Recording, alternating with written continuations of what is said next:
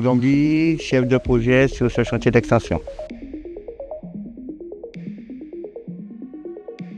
Deux étapes principales. La première étape, c'est la conception. Conception qui a nécessité une très grande concertation auprès des différentes administrations, compagnies aériennes, différents usagers sur la plateforme, de façon à pouvoir aboutir sur un programme fonctionnel qui nous a conduit par la suite à mettre en place un cahier des charges techniques de façon à pouvoir relancer ce marché, puisque le premier marché avait été annulé compte tenu du désistement du titulaire du marché.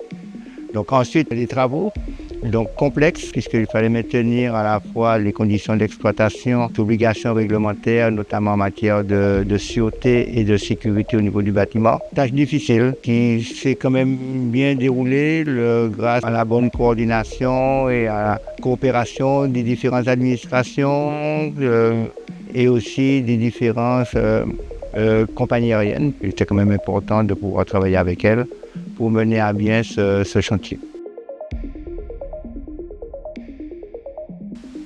Une très grande coordination, comme je le disais tout à l'heure, avec les entreprises, les administrations, puisque cela a nécessité la mise en place d'un certain nombre de réunions pour gérer ces différentes interventions, pour maintenir les conditions d'exploitation acceptables pour les différents usagers et les compagnies aériennes, mais aussi pour respecter les différentes exigences réglementaires, notamment en termes de sûreté et aussi de sécurité, puisque nous sommes dans un établissement recevant du public.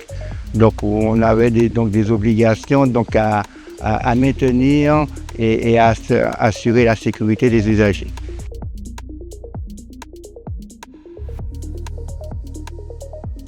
C'est un volet qui était primordial pour nous, puisque la maîtrise de l'empreinte carbone et l'intégration dans tous ces objectifs de maîtrise de l'environnement était fondamental pour nous. Pour ce faire, nous avions, dès notre programme fonctionnel et ensuite on l'a traduit aussi dans le programme des travaux, mis en place un certain nombre d'objectifs et de cibles environnementales, notamment avec comme objectif de certifier haute qualité environnementale le bâtiment jeté régional, puisque c'est un peu un bâtiment en excroissance des travaux d'extension et qui s'est traduit par la mise en place d'un certain nombre de solutions techniques en termes d'isolation, avec des complexes particuliers pour l'isolation de la toiture, de double vitrage, de mise en place d'éléments pour limiter l'ensoleillement du bâtiment. Tout ceci dans le but d'optimiser la consommation d'énergie au niveau du bâtiment. Là aussi sur la durabilité, c'est une toiture en inox, donc là aussi on a visé des solutions durables.